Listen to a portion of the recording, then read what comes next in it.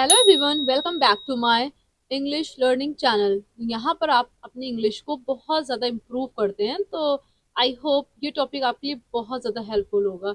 जो मेनली हम Indians mistake करते हैं, आप दर्द के लिए हमेशा पेन का यूज़ करते हैं, तो ऐसा बहुत से लोग बोल देते हैं माई हेडेक पेनिंग। यहाँ पे पेन का यूज़ नहीं होगा। अगर आपको सर दर्द है तो आपको बोलना है आई हैव अ हेडेक। मैं और एग्जाम्पल आपको बताती हूँ। इंग्लिश में पेन को कंटिन्यू फॉर्म में यूज नहीं करते। सो करेक्ट सेंटेंस हमारा क्या होगा? I have a headache. I hope आपको ये चीज क्लियर हुई होगी, हर जगह पेन का यूज नहीं होता है। एंड सेकेंड हम एग्जाम्पल लेते हैं। मैं कॉन्सेंट्रेट नहीं कर पा रही हूँ क्योंकि मुझे दर्द है, तो हम इंग्लिश में कैसे बोलेंगे? I haven't concentrate, I have a head. हमें अगर किसी से क्वेश्चन करना है कि आपके सर में दर्द है, तो हम उससे बोलेंगे, हमारी इंग्लिश होगी do you have a headache. तो यहाँ पे हेडेक सर दर्द के लिए हेडेक का यूज होगा। एंड सेकंड मिस्टेक हम देखते हैं जो बहुत से लोग करते हैं, today my mood is of. तो ये गलत है। इसकी सही करेक्ट इंग्लिश होगी I am not in a good mood today. जैसे मैं आपको एक्सप्लेन करती हूँ, मूड ऑफ इंडियन इंग्लिश है, नेटिव जो हमारे स्पीकर्स बोलते हैं I am not in a good mood. I hope आपको चीज क्लियर हुई होगी। जैसे हम मुझे किसी से बोलना है मैं आज अच्छे मूड में नहीं हूँ, तो मुझे प्लीज डिस्टर्ब मत करो, तो इसकी इंग्लिश क्या है? I am not in a good mood today, please don't disturb me. अब जैसे हमें किसी से बोलना है कि वो कल अच्छे मूड में नहीं थी, तो इसकी इंग्लिश क्या होगी? She was not in a good mood yesterday. इस तरह से सेंटेंसेस बनेंगे। जो थर्ड मिस्टेक है, ये बहुत ज्यादा लोग करते हैं, तो चलिए इसको भी क्लियर करते हैं। I am having two brothers, ये रॉन्ग है। इसकी करेक्ट इंग्लिश है आई हैव टू ब्रदर्स। तो चलिए एक्सप्लेन करते हैं ऐसा क्यों। हैविंग का जो यूज होता है वो फूड के लिए होता है, एक्सपीरियंस के लिए होता है, रिलेशन के लिए यूज नहीं होता है। जैसे मुझे बोलना है मेरी दो बहनें हैं, तो यहाँ पे हम बोलेंगे आई हैव टू सिस्टर्स। तो हैव का यूज हमारा आई के साथ हमेशा हैव का यूज होता है। और जैसे कि बोलना है उसकी एक बड़ी फैमिली है, तो इसकी इंग्लिश होगी she has a big family. तो ये सिंगुलर सब्जेक्ट है, तो इस वजह से यहाँ पे हैज का यूज हुआ है। आई होप आपको ये भी मिस्टेक आपकी करेक्ट हो गई होगी। अब हम फोर्थ देखते हैं, डिस्कस अबाउट दिस। ये भी बिल्कुल रॉन्ग है, ज्यादातर लोग यही बोलते हैं। सही करेक्ट इंग्लिश क्या है? Discuss this. और हम इसको एक्सप्लेन करते हैं, डिस्कस के साथ अबाउट नहीं लगता है। जैसे हमें किसी से बोलना है हमें आपकी योजना पर चर्चा करनी है, तो इसकी इंग्लिश होगी we need to discuss your plan. या फिर हमें बोलना है कि इस योजना पर हम बाद में डिस्कशन करेंगे, तो इसकी इंग्लिश क्या हो जाएगी? Let's discuss it later. बहुत सिंपल सा इसका यूज है, लेकिन बहुत से लोग इसके गलत बोलते हैं। आई होप आपको समझ में आया होगा।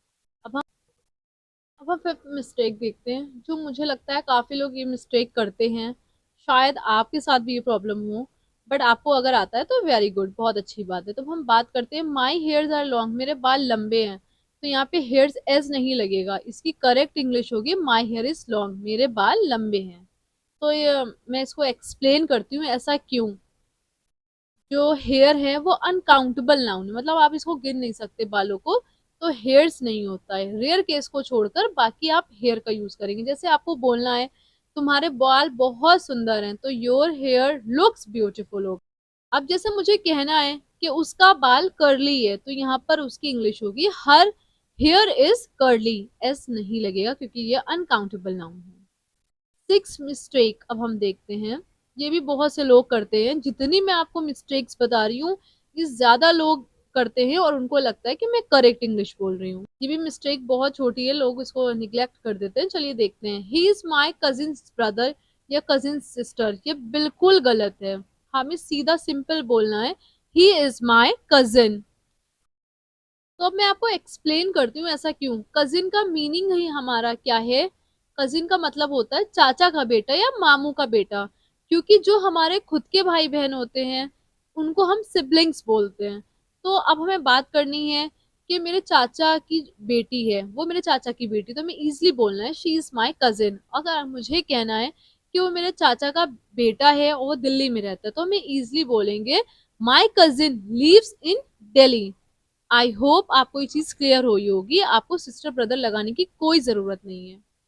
अब अब हम 7 मिस्टेक देखते हैं जो लोगों को पता भी नहीं है शायद, और उनको लगता है कि मैं जो बोल रही हूँ वो सही बोल रही हूँ, लेकिन ऐसा नहीं है। आई डिडेंट न्यू दिस ये रॉन्ग है, आई डिडेंट नो दिस ये सही करेक्ट इंग्लिश है। तो चलिए एक्सप्लेन करते हैं। डिड के बाद वर्ब की फर्स्ट फॉर्म आती है। अगर आपने टेंसेस पढ़े होंगे तो ये चीज आपको क्लियर होगी। जैसे मुझे बोलना है मुझे ये नहीं पता था, तो आई डिडेंट नो दैट, यहाँ पे भी डिड आ रहा है तो इस वजह से फर्स्ट फॉर्म वर्ब की लगेगी। अब हम सेकेंड, जैसे हमें बोलना है उसे ये जवाब नहीं पता था, तो he didn't know the answer, यहाँ पे भी डिड का यूज हो रहा है, तो इस वजह से यहाँ पे भी वर्ब की फर्स्ट फॉर्म लगी है। वैसे भी नेगेटिव सेंटेंस में हमेशा वर्ब की फर्स्ट फॉर्म आती है। अब हम जो देखते हैं वो हमारी 8 मिस्टेक है। जैसे कि बहुत से लोग बोलते हैं आई एम कमिंग 5 मिनट्स, मतलब आप अभी नहीं जा रहे हो, आप 5 मिनट में जाओगे। तो इसकी सही इंग्लिश क्या होगी? I will be there in 5 minutes. I am coming 5 minute ये बिल्कुल गलत है, क्योंकि आप 5 मिनट में आ रहे हो या जा रहे हो। तो अब मैं आपको एक्सप्लेन करती हूँ। अगर आप प्रेजेंट मोमेंट में मूव नहीं कर रहे हो तो आई एम कमिंग रॉन्ग है। बेटर क्या होगा? I will be there in 5 minutes, मतलब मैं 5 मिनट में आ रही हूँ। चलिए मैं आपको एग्जांपल्स देती हूँ कि मैं वहां 2 मिनट में पहुंच जाऊंगा या पहुंच जाऊंगी। I will be there in 2 minute. जैसे मुझे बोलना है मैं बहुत जल्दी पहुंच जाऊंगी, तो इसकी इंग्लिश होगी आई विल रीच सून। अपनी नेक्स्ट मिस्टेक पे हम आते हैं, तो लोग ये बोलते हैं I am feeling cold very much, मतलब मुझे बहुत ज्यादा ठंड लग रही है। ये रॉन्ग है सेंटेंस। राइट सेंटेंस हमारे क्या है? I am feeling very cold. Example, very much का प्लेसमेंट रॉन्ग है। जैसे बोलना है कि मुझे आज बहुत ठंड लग रही है, तो बोलेंगे I am feeling very cold today. अगर हमें किसी से पूछना है, क्वेश्चन करना है कि यार तुमको ठंड लग रही है, तो आपको बोलना होगा are you feeling cold. I hope.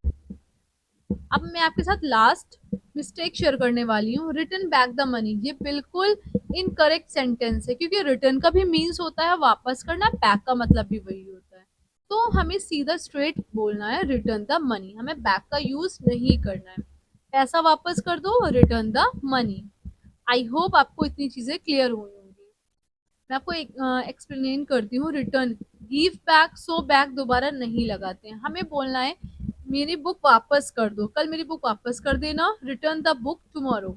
अगर हमें किसी से बोलना है प्लीज मेरा पैसा वापस कर दो, तो हम बोलेंगे please return the money. Back का यूज नहीं होगा। अगर आपको मेरी वीडियो पसंद आई हो प्लीज चैनल को जरूर सब्सक्राइब करें। इंग्लिश सीखना मुश्किल नहीं है फ्रेंड्स, बस ऐसे छोटे छोटे मिस्टेक को सुधारना होता है। आज का टॉपिक कैसा लगा कमेंट में बताइएगा, और अगर आपको डेली स्मार्ट इंग्लिश लर्न करनी है तो चैनल को जरूर सब्सक्राइब